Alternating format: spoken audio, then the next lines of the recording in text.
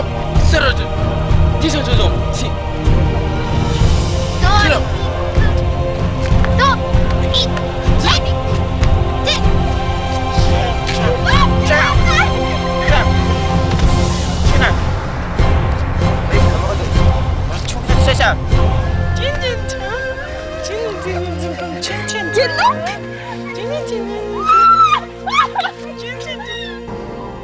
Zheng He soon rose through the ranks to become the chief lieutenant to the emperor himself. Together, they sketched out a bold plan for conquest of the seas. Zheng He was named to lead an extraordinary fleet of ships.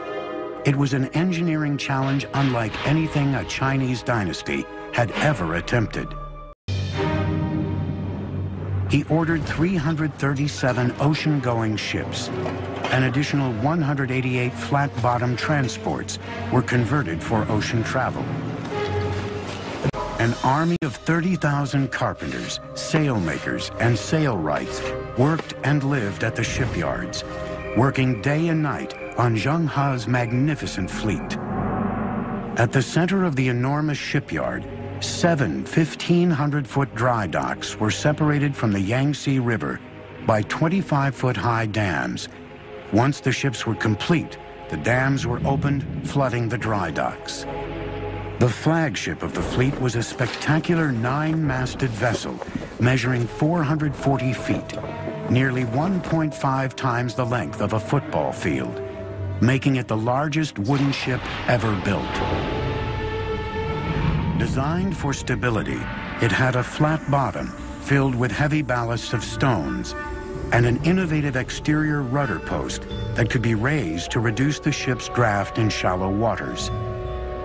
Watertight bulwark compartments, inspired by the partition shape of bamboo stalks, stored drinking water and supplies and kept the ship afloat if the hull was breached. The second deck had living quarters for the crew. The kitchen, mess hall, and operations were on the third, while the fourth deck was used as a high fighting platform. Fully rigged, the flagships had 9 staggered masts and 12 square sails of red silk soaring skyward. Other ships were armed with as many as 24 bronze cannons, capable of firing up to 900 feet. Their bows and sterns had reinforced high profiles for ramming smaller boats. Some ships carried horses or transported troops. Others were freshwater tankers, packed with provisions for up to 20. In 1405, the eunuch commander Zheng He set sail for the world. Zheng He was not. During his 28-year naval career, Admiral Zheng He visited 37 countries, traveled around the tip of Africa into the Atlantic Ocean, and commanded a single fleet whose numbers surpassed the fleets of all Europe combined.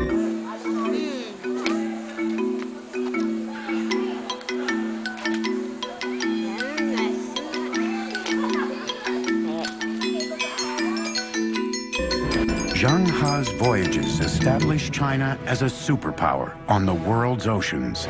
But in 1433, China's age of exploration came to a crash.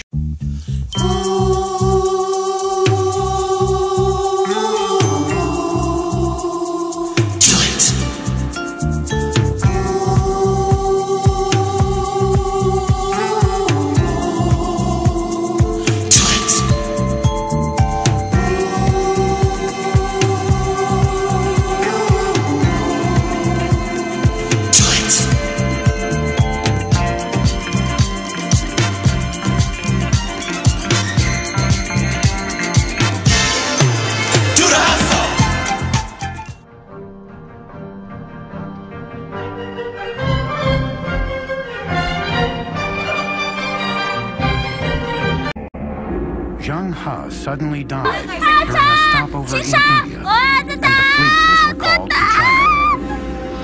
A new emperor was on the throne. In one stunning command, he would change the course of Chinese history. Despite China's total domination as a naval power, Zheng He's magnificent fleet was to be burned to the ground.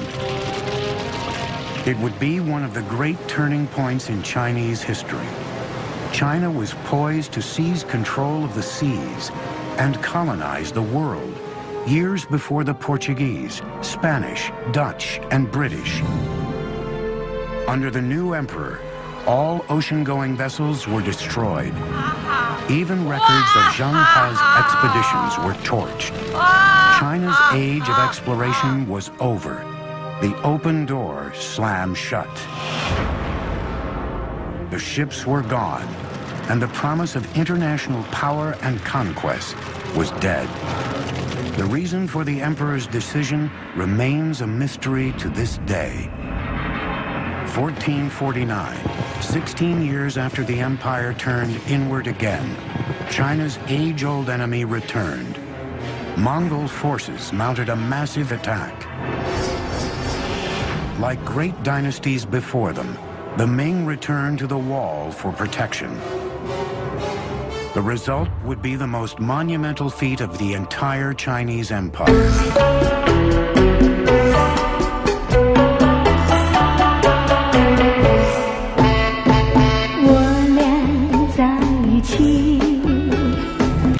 A complex re-engineering of the Great Wall into the colossal structure we know today.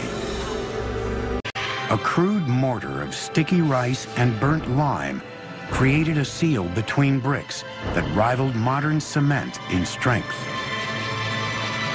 Construction of military fortifications on the Great Wall reached its peak under the Ming.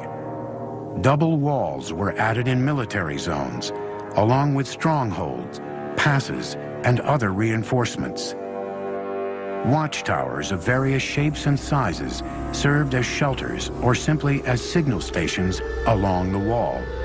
Shelter towers were built large enough to store food and arms and serve as the living quarters for soldiers. A staircase from the interior led up to the top of the tower, with small holes on each side of the wall for lookouts. The overall defenses were enhanced with a variety of features, including artillery. By the end of the Ming Dynasty, over 6,000 miles of wall, including its many loops and digressions, sprawled across northern China. For a century and a half, the wall stood firm, but by 1600, the dynasty behind it was crumbling, and a foreign tribe known as the Manchu were gathering strength on China's northern border. Like when he's kung fu fighting. Come on!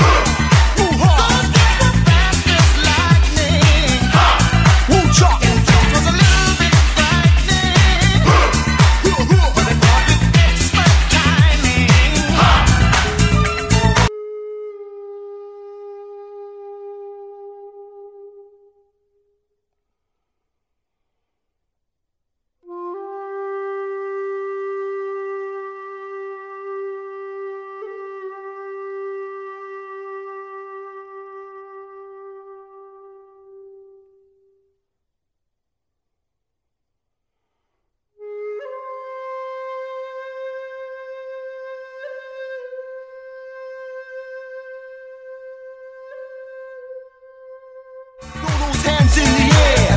The time has come to turn it out. Everybody let me hear you.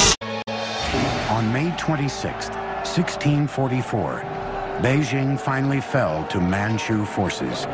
It would take the Chinese more than 250 years to overthrow the invaders from the north. But when they did, a new Chinese kingdom emerged, like none before it: Communist China. Nothing symbolizes the enduring power and imagination of the Chinese more than this Great Wall. Of all of the civilizations that have reached the glorious heights of empire, only one has avoided the inevitable oblivion that follows. Emperors come and go, but for thousands and thousands of years, from the dedication and vision and resilience and brilliance of these remarkable people, they've pushed their civilization to triumph again and again and again, where others have simply morphed or dissolved or just faded away. At the dawn of humanity, the Chinese were here, and they are still here, and they ain't finished yet.